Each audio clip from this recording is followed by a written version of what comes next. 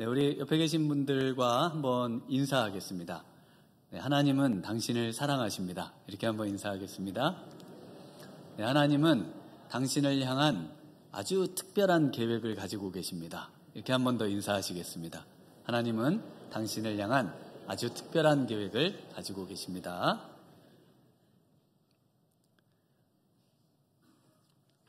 네, 보들레르의 유명한 산문시를 하나 읽어드리겠습니다. 수수께끼 같은 친구여 말해보아라. 너는 누구를 가장 사랑하느냐? 아버지, 어머니, 누이나 형제. 나에겐 아버지도 어머니도 누이도 형제도 없소. 친구들은 당신은 오늘날까지 내가 그 의미조차 모르는 말을 하고 있구려. 조국은 그게 어느 위도 아래 위치하는지도 모르오. 미인은 불멸의 여신이라면 기꺼이 사랑하겠소만. 돈은 어떤가? 당신이 신을 싫어하듯 나는 그것을 싫어하오. 그렇군. 그렇다면 너는 도대체 무엇을 사랑하느냐? 불가사의의 이방인이여? 나는 구름을 사랑한다오. 흘러가는 구름을. 저기 저 찬란한 구름을. 네, 이 사랑에 관한 보들레르의 시에서 이 보들레르는 구름을 사랑한다.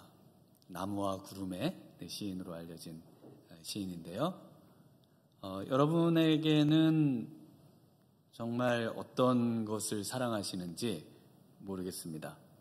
우리 옆에 계신 분에게 수수께끼 같은 성도님, 당신은 무엇을 사랑하십니까? 한번 물어보신다면은 정말 그분이 뭘 사랑하는지 우리가 알기가 참 어렵지 않습니까?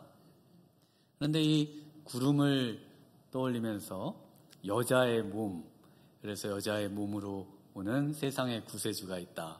이렇게 생각이 번쩍 드신다면은 신천지에서 교육을 받고 오신 분이십니다. 본인들은 아시죠?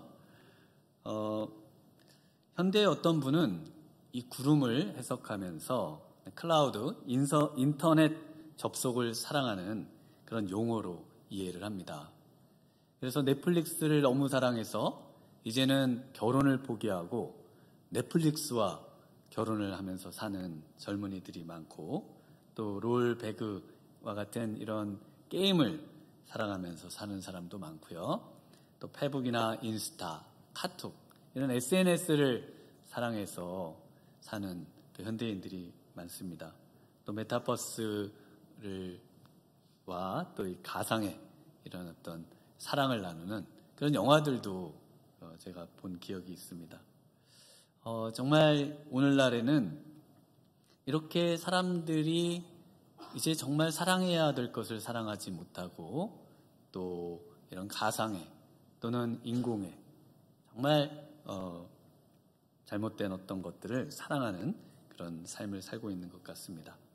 만약에 하나님께 이 무엇을 사랑하시느냐고 여쭤본다면요, 우리 수수께끼 같은 하나님, 세상을 만드시고 정말 온 세상을 우리를 만드시고 이 땅에 보내신 우리 하나님께서는 무엇을 가장 사랑하십니까? 라고 우리가 물어본다면은 우리 하나님께서 뭐라고 대답을 하실까요?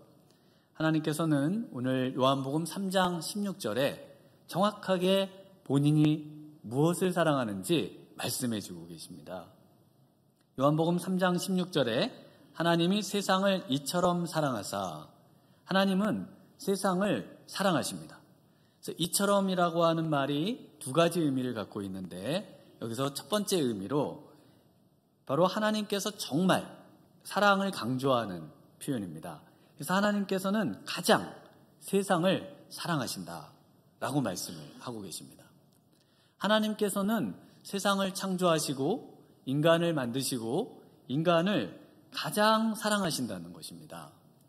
이 지금 오늘 읽으신 말씀은요, 15절까지의 그 예수님의 말씀과 이 내용을 16절부터 이제 이 사도 요한이, 요한복음의 저자가 해석해주는 주석의 내용이 되겠습니다. 그래서 이스라엘 백성들이 자신들만 사랑할 거라고 생각했는데 하나님께서는 세상을 사랑하신다. 온 인류를 사랑하고 계신다.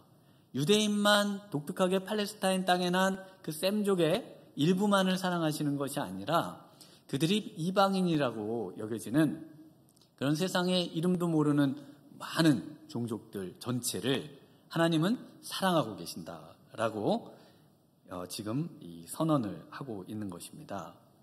그러나 세상은 어떤 세상입니까? 세상은 아담 이후부터 하나님께 반역하고 범죄한 하나님의 진노의 대상입니다. 멸망받아야 할 대상이고 또 하나님의 원수인데 어떻게 하나님께서는 이런 세상을, 인류를 사랑하실 수 있겠습니까? 성경의 대답은요, 그럼에도 하나님은 정말 세상을 사랑하신다는 것입니다. 어떻게 그럴 수 있는가? 하나님은 세상을 어떻게 사랑하시는가? 우리 오늘 본문에서 생각을 해보도록 하겠습니다. 첫 번째는요, 하나님은 세상을 이처럼 사랑하십니다. 이처럼 어떻게 사랑을 하신다는 걸까요? 우리 14절에서 16절의 말씀을 같이 보도록 하겠습니다. 모세가 광야에서 뱀을 든 것 같이 인자도 들려야 하리니 이는 그를 믿는 자마다 영생을 얻게 하려 하심이니라. 하나님이 세상을 이처럼 사랑하사 독생자를 주셨으니 이는 저를 믿는 자마다 멸망하지 않고 영생을 얻게 하려 하심이라. 네, 모세가 광야에서 뱀을 든 것 같이. 그래서 하나님께서 정말 원망하고 또 하나님을 반역하고 하나님께 모든 불평을 쏟아놓는 이스라엘 백성들의 심판의 수단으로 지금 보시는 그 뱀을 이제 장대에 달아서 그것을 보는 자는 살게 해주시겠다. 그래서 그것을 믿음을 가지고 보는 자는 살아난다는 말씀을 지난주에 잠시 드렸습니다. 그래서 오늘 본문은 이것에 대한 해석이에요. 이것을 잘 이해하는 게 너무나 오늘 본문의 의미에서 중요하다고 할 수가 있겠습니다. 이 구절을 읽을 때마다 저는 예전에 하나님께서 뱀을 보내가지고 사람을 막 물게 해요. 그러면은 구원을 하실 때는 뱀을 잡아먹는 뭔가 좀 뱀을 이기는 독수리를 장대에 다시든지 아니면 정말 뭔가 이렇게 제사의 제물로 드려지는 어린 양을 장대에 다시든지 좀 뭔가 하나님을 생각나게 하고 하나님을 이렇게 경외할 만하게 할 만한 그 뭔가를 달면 참 좋을 것 같은데 뱀을 달아요. 뱀을. 그게 좀 이해가 안 되시지 않으세요? 물려 죽게 하는 뱀을 장대에 달고 그 장대를 바라보면은 살아난다. 오늘 본문에 그래서 그 이해를 이제 시켜주고 있습니다. 왜 하나님께서 뱀으로 물려 죽게 하고 그리고 뱀을 달아서 살게 하는가? 왜냐하면은 바로 장대에 달리시는 예수님이 결국은 심판의 그런 수단이 되시는 심판주라는 것을 말씀해 준다는 것입니다. 요한복음 5장 27절에 또 인자됨으로 말미암아 심판하는 권한을 주셨느니라. 요한복음 9장 39절에 예수께서 이르시되 내가 심판하러 이 세상에 왔으니 보지 못하는 자들은 보게 하고 보는 자들은 맹인이 되게 하려 함이라 하시니. 세상을 누가 심판한다고 말씀하십니까? 예수님이 심판을 하시는 겁니다. 예수님께서 심판을 하셔서 그래서 최종 이제 우리가 죽고 부활하여 심판대, 하나님의 심판대 앞에 설 때 그 심판대의 이름이 뭡니까? 누구의 심판대 앞에 서는 걸까요? 바로 예수님의 심판대입니다. 고린도후서 5장 10절에 이는 우리가 다 반드시 그리스도의 심판대 앞에 나타나게 되어 각각 선악간에 그 몸으로 행한 것을 따라 받으려 함이라. 그 심판대는요, 백보자 심판 또 하나님의 심판, 그 심판대는 우리 예수님이 심판하시는 심판대이십니다. 그래서 요한복음 5장 22절에 아버지께서 아무도 심판하지 아니하시고 심판을 다 아들에게 맡기셨으니 하나님께서 하시는 심판의 실행자가 바로 예수님이시라는 것입니다.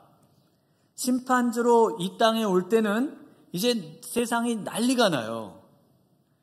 그래서 계시록 1장 7절에 보면은 볼지어다 그가 구름을 타고 오시리라. 각 사람의 눈이 그를 보겠고 그를 찌른 자들도 볼 것이요 땅에 있는 모든 족속이 그로 말미암아 애곡하리니 그러하리라. 아멘. 우리 예수님이 이제 마지막 심판주로 구름을 타고 오실 때, 이 구름을 여자의 몸으로 이해하시는 분은 신천지 교육을 받으신 분이라고 말씀드렸습니다.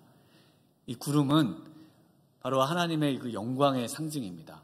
시내산에 하나님이 임하실 때 빽빽한 구름, 그리고 하나님이 성막을 만들고 거기에 쉐키나의 영광으로 임하실 때 그 임하는 그 구름, 하나님의 임재와 영광의 상징의 구름이지, 여자의 몸으로 뭐 이런 거는 저 통일교로부터 해서 그 전부터 계속 내려오는 그런 인간 구주, 나는 신이다에 나오는 분들의 그런 교리입니다. 그래서 우리 예수님이 이 땅에 영광의 심판주로 오실 때, 그때 세상 사람들이 다 놀란다는 거예요. 그리고 애곡을 하고 통곡을 하고 가슴을 치고 땅을 친다는 겁니다. 예수님을 너무나 허약하시고 너무나 약하셔서 장대에 달리시는 그분을 조롱하고 침뱉고 모욕하고, 정말 당신이 세상에 구주시면은 그 십자가에서 내려와서 자신이 신인 것을 한번 보여보십시오 하면서 조롱했던 그 사람들이, 그분이, 그 허약하고 나약해 보였던 그분이 정말 심판주였구나, 그 사실을 알고서 통곡을 하게 된다는 겁니다. 난리가 나는 겁니다. 여러분, 이 예수님은 정말 이처럼 우리의 심판주가 되시는 분이십니다. 심판주가 되시는 분을 하나님께서 우리를 사랑하셔서 먼저 이 세상에 보내시고 장대에 다신 겁니다. 왜요?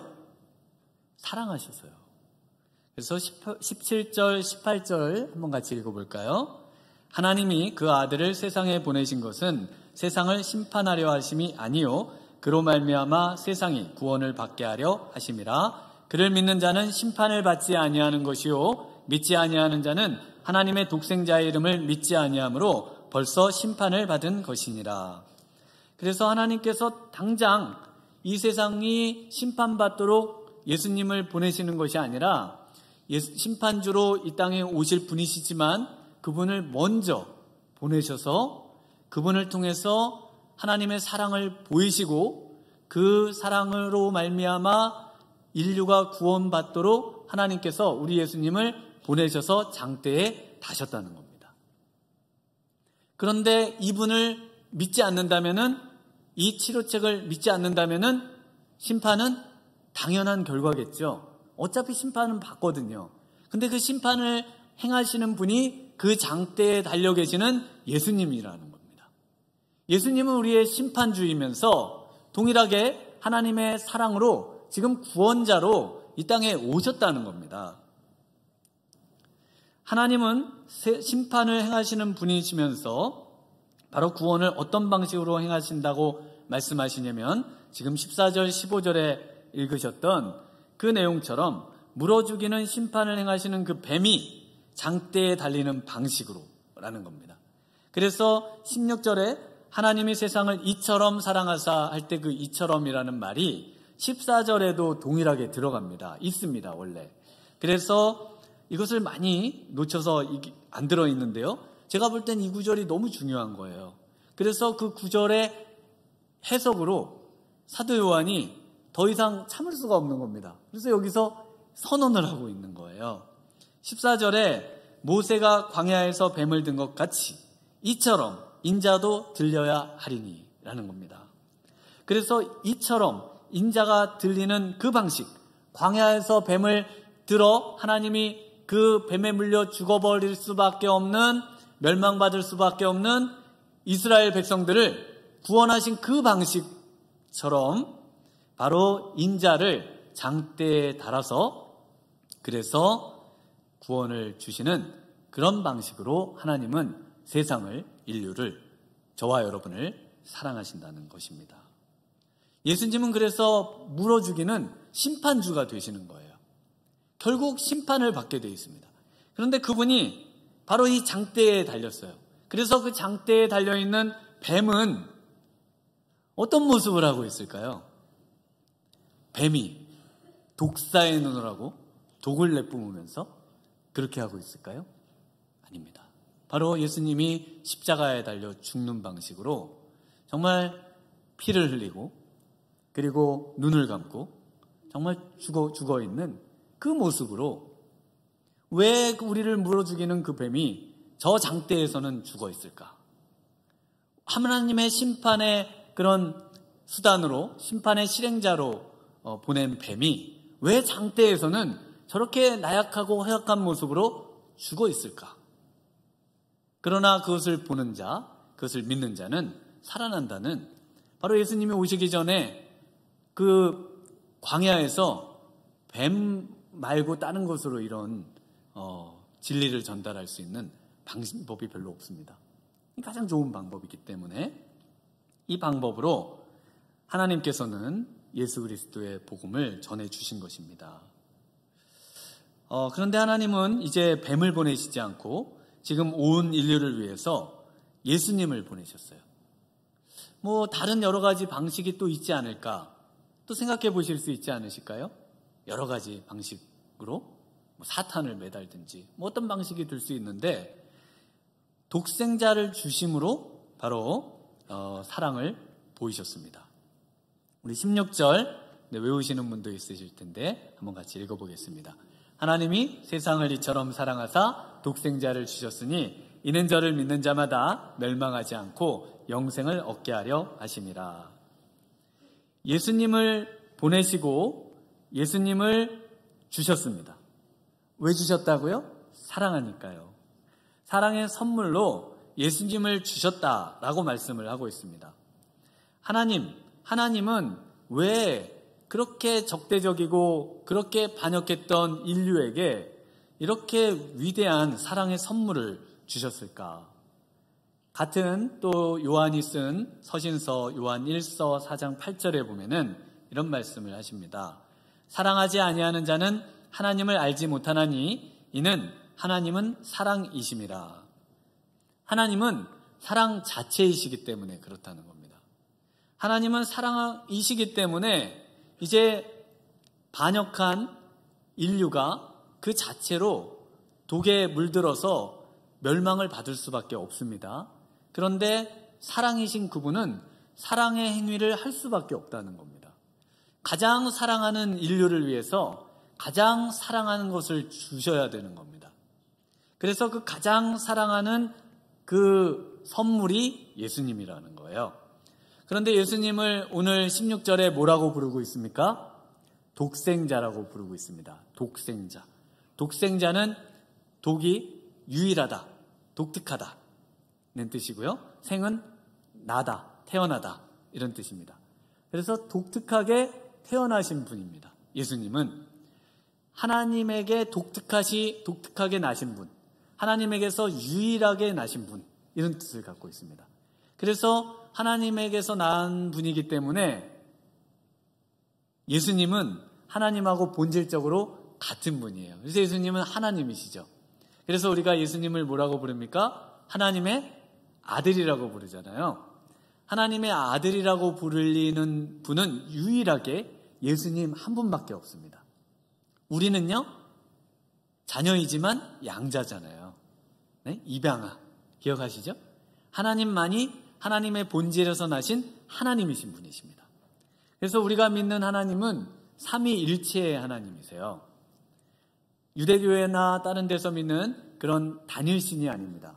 하나님이 계시고 한 분으로 딱 계시고 그리고 예수님은 거기서 이렇게 피조된 열등한 무슨 신이거나 아니면 피조된 첫 번째 그런 어떤 존재가 아니라 이분은 하나님이세요. 그래서 우리가 믿는 하나님은 성부 하나님과 성자, 바로 예수님, 독생자, 그리고 성령, 능력도 본질에 속합니다. 그래서 우리 하나님은 바로 이 삼위로 계시는 하나님을 우리는 믿고 있는 것입니다. 그래서 이 독생자라고 하는 것은요, 가장 위대한 귀한 선물을 주신 그 선물은 바로 누구를 주신 거예요? 하나님 자신을 주신 겁니다. 하나님 자신을 주셨기 때문에, 이것은 하나님 자신이 사랑이시기 때문에 사랑의 완전한 행위, 사랑의 완전한 선물, 바로 하나님 자신을 사랑이신 그분이 주신 겁니다. 가장 위대한 사랑의 선물은 자신을 주는 거예요. 그래서 우리의 그 자녀들이나 또 우리의 배우자, 또 우리의 사랑하는 대상들이 우리에게 하는 말이 있잖아요. 우리는 분명히 사랑해서 밥도 해주고, 사랑을 해서 집도 줘주고, 사랑을 해서 핸드폰도 사주고, 사랑을 해서 많은 것들을 이루어주는데, 그런데 왜 그 사랑을 느끼지 못할까? 이런 답답함이 있지 않으세요? 그런데 그 사랑의 대상들이 하는 말이 뭡니까? 마음 없는 선물, 영원히 담겨있지 않은 선물이 무슨 사랑이냐는 겁니다. 그건 그냥 하는 거지. 돈이 있으니까 해주시는 거지. 돈을 벌고 나를 낳았으니까 그냥 해주시는 거지. 그 안에 무슨 사랑의 어떤 내용이, 본질이 들어있다고 할 수가 없다는 것입니다. 그래서 사랑을 못 느낀다는 거예요.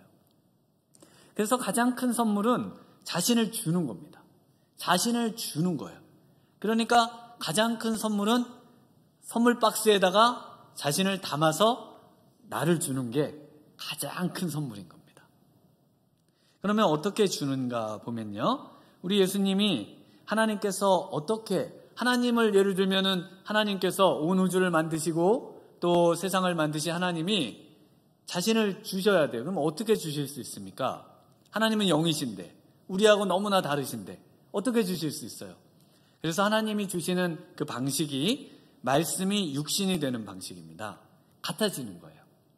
빌립보서 2장 5절에 너희 안에 이 마음을 품으라. 네, 사랑의 마음이겠죠. 곧 그리스도 예수의 마음이니 그는 근본 하나님의 본체시나 하나님과 동등됨을 취할 것으로 여기지 아니하시고 오히려 자기를 비워 종의 형체를 가지사 사람들과 같이 되셨고. 그래서 사랑하면은 자기를 비워서 그 사람과 같이 되는 겁니다. 여러분이 자녀를 사랑하면은 자녀하고 같이 되는 거예요. 자녀하고 같이 안 되고, 부모의 사랑이 대부분 어떻습니까? 우리 때하고의 삶을 비교하면서 늘 우리 때는 그러지 않았는데, 그러면서 사랑을 하다 보니까 사랑이 느껴지지가 않죠. 그러니까 같아져야 되는 겁니다. 이걸 다른 말로 공감이라고도 하고, 여러 가지 용어들로 쓰죠. 같아지는 겁니다. 같아지는 거예요. 그래서 이 차이 나는 곳에서는 사랑을 느끼기가 어렵습니다. 건강한 사람이 아픈 사람을 사랑한다고 할 때 그게 느껴져야 그게 공감이 되면서 사랑이 느껴질 텐데, 안 아픈 분이 아픈 분을 어떻게 그 처지를 알아서 사랑을 합니까? 가난을 경험해 보지 못한 분이 정말 가난하게 찢어지게 가난한 사람들의 그 아픔과 어려움을 어떻게 느끼고 사랑을 베풀 수 있냐고요. 우리 예수님이 이 땅에 오신 방식이 꼭 그렇습니다. 그래서 예수님은 그냥 온몸에 상처투성이요, 고난투성이요, 질병투성이요, 아픔투성이요, 그 모든 것을 다 지신 분이세요. 육체적 고통이란 고통은 최고의 고통을 다 겪어본 분이십니다. 그렇기 때문에 우리를 사랑하실 수 있는 겁니다. 예수님께로 오면은 사랑을 느낄 수가 있는 거예요. 1939년에 개봉한 니노치카라는 영화가 있습니다. 거기에 구소련 간부인 니노치카라는 그 여성 간부가 이제 프랑스의 임무를 수행하러 오는데, 마침 그 프랑스의 백작인 레온이라는 그 사람이 이 소련의 그 니노치카라는 여인을 사랑합니다. 그래서 이 여인을 사랑해서 계속 여인과 함께 있으려고 그래요. 그 여인이 그 에펠탑을 한 번도 안 올라가 봤는데, 이분이 거길 가보고 싶어 하니까 이 레온이라는 분이 프랑스에 살면서 한 번도 안 올라가 본 에펠탑을 걸어서 계단을 셉니다. 1000몇 계단을 걸어서 올라가요. 같이 올라가줘요. 그리고 항상 고급 레스토랑만 다니던 이분이 이 공산주의 이제 계급이 낮은 사람들이 이제 가는 식당에 이 간부가 그 식당을 가니까 거기에 이제 마치 자기는 거기를 다닌 것처럼 그 식당에 가서 음식을 시켜서 먹고 하는 장면들이 나옵니다. 그래서 사랑은 같아지는 겁니다. 사랑은 같아지는 거예요. 여러분이 낮은 데로 내려와서 그 사람과 같아질 때 그때 사랑이 이루어지는 겁니다. 그리고 또 이분이 이제 다시 이제 소련으로 돌아가죠. 여자분이. 그러자 이 레온이라는 프랑스 백작이 소련으로 가고 싶어해요. 그런데 이제 비자가 안 나오고 하니까 여러 가지 방법을 동원해서 이 여자분을 이탈리아로 오게 하고 이분이 이탈리아에 가서 만나서 사랑하는 그런 이제 내용으로 이제 끝납니다. 사랑은 그래서 항상 같이 있고 싶어 하는 겁니다. 사랑은 같아지고 같이 있고 싶어 하고. 그래서 우리 예수님이 말씀이 육신이 되어 우리 가운데 거하셨습니다. 예수님은 우리하고 같아지셨고요. 예수님은 우리와 지금도 함께 하십니다. 우리 예수님은 우리를 너무 사랑해서 우리와 영원히 함께 하시기로 약속하셨어요. 그래서 그분의 이름이 임마누엘이시잖아요. 하나님의 사랑은 여기서 멈추지 않고요. 로마서 5장 8절에 우리가 아직 죄인 되었을 때에 그리스도께서 우리를 위하여 죽으심으로 하나님께서 우리에 대한 자기의 사랑을 확증하셨느니라. 우리가 아직 죄인 되었을 때에 그 여러 가지 이념에 물들고 또 도저히 가까이 할 수 없는 그런 상태일 때에도 하나님은 그 사랑을 보여주셨다는 것입니다. 상황이 좀 낮으면 그 사람이 조금 바뀌면 사랑하는 것이 아니에요. 그 사람이 어떠함에 상관없이 하나님은 사랑 자체이신 그분은 사랑의 행위를 하는 겁니다. 그 사랑의 최고의 행위, 가장 사랑하는 대상에게 할 수 있는 가장 최고의 행위는 무엇입니까? 바로 자신을 주는 겁니다. 자신의 생명을 주는 거예요. 그래서 진정한 사랑은요, 사랑의 대상과 같아지고요. 또 그 대상과 함께하고요. 또 그 대상을 위해서 자신의 모든 것을 아낌없이 또 생명까지도 주는 것을 사랑이라고 하는 것이죠. 아무리 사랑해도 대신 생명을 바꿔준다는 것은 쉽지 않습니다. 여러분이 한번 생각해 보세요. 정말 내가 사랑한다면 내가 생명을 바꿔서 사랑할 수 있을까? 그렇다면 정말 사랑하는 겁니다. 그 정도까지 사랑이라면 진정한 사랑이에요. 그래서 친구를 위해서 목숨을 주는 것보다 더 큰 사랑은 없다라고 예수님이 생명을 바꿔줄 수 있는 사랑은 진짜 위대한 사랑. 어떤 사랑? 하나님의 사랑이다라고 말씀을 하고 계신 것입니다. 우리 하나님은 어떻게 또 사랑을 하십니까? 하나님은 영생을 주심으로써 우리를 사랑하십니다. 그래서 16절에 하나님께서 이렇게 독생자를 주신 이유는 이는 저를 믿는 자마다 멸망하지 않고 영생을 얻게 하려 하십니다. 영생을 얻게 하시는 그런 결과를 얻게 하시는 방식으로 우리를 사랑하십니다. 그러니까 그 결과 자체도 너무나 큰 것입니다. 영생이 뭘까요? 영생은 가장 큰 행복, 가장 큰 기쁨입니다. 그래서 멸망하고 반대인데요. 멸망이 뭘까요? 우리는 필멸의 존재잖아요. 멸망은 인생에서 가장 불행한 일입니다. 인생에서 가장 불행한 일이 멸망이죠. 반대로 영생은 인생에서 가장 행복한 일입니다. 그래서 지복이라고도 하고요. 지극한 복, 또 복이라고도 하고요. 행복이라고도 하고요. 이렇게 부르는데 원래 뜻은 크게 기뻐하다, 가장 크게 기뻐하다라는 것입니다. 가장 큰 기쁨을 누리게 하는 것, 이것이 복이거든요. 그래서 큰 기쁨의 소유자가 되도록 하나님께서는 그런 방식으로 우리를 사랑하셨다는 것입니다.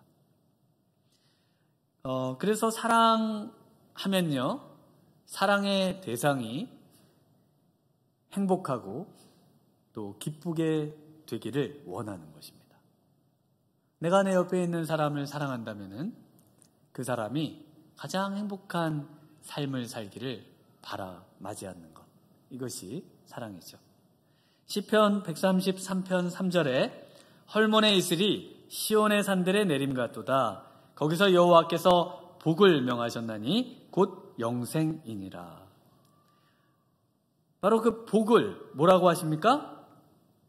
영생이다.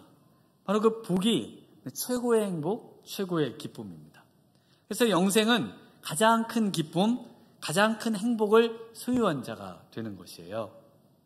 그래서 하나님께서 사랑하셔서 정말 그 독생자가 그런 방식, 이 땅에 오셔서 십자가에 달려 죽으시는 그 놀라운 방식으로 우리를 사랑하신 것을 믿는, 그 생명을 주셔서 우리를 사랑하시는 것을 믿는 그런 사람들에게는 다음과 같은 특징들이 있다고 말씀하셔요.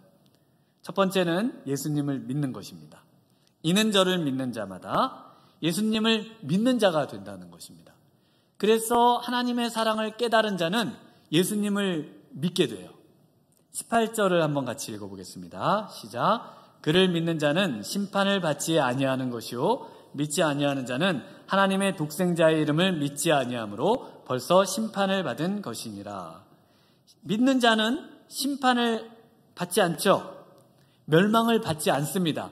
왜냐하면 그 사랑 때문에, 그리고 그 치유 때문에, 하나님의 구원의 방식 때문에, 하나님을 주신 그 방식으로, 그래서 이제는 완전히 그 모든 것에서 해방되고 치료되고 구원을 받습니다. 그래서 멸망이 없어요. 그래서 심판을 받지 않는데, 그런데 믿지 아니하는 사람은요, 심판을 이미 받았죠. 왜 그렇죠? 근데 믿지 않으니까요, 심판밖에 남아있는 게 없어요. 그래서 믿는 자는 이제는 완벽하게, 이제 이 땅에 모든 죄로 물든 모든 상처와 아픔과 고통에서 치유되고 회복될 수 있는 것입니다. 그리고 이제는 정말 우울하고 불행하다고 느꼈던 인생이 행복하고 기뻐하고 환희로 차는 인생으로 바뀌어지는 것입니다. 그리고 두 번째는요, 빛으로 나오고요, 그리고 빛을 사랑합니다. 우리 19절 한번 같이 읽겠습니다. 그의 정죄는 이것이니 곧 빛이 세상에 왔으되 사람들이 자기의 행위가 악함으로 빛보다 어둠을 더 사랑한 것이니라. 사랑의 본질을 하나님의 사랑을 통해 보셨습니다. 사랑하면 그 대상과 동일시하고 또 대상과 같아지고 더 나아가서 함께하고 그리고 자신의 것을 줍니다. 무엇까지? 생명까지 주는 것이죠.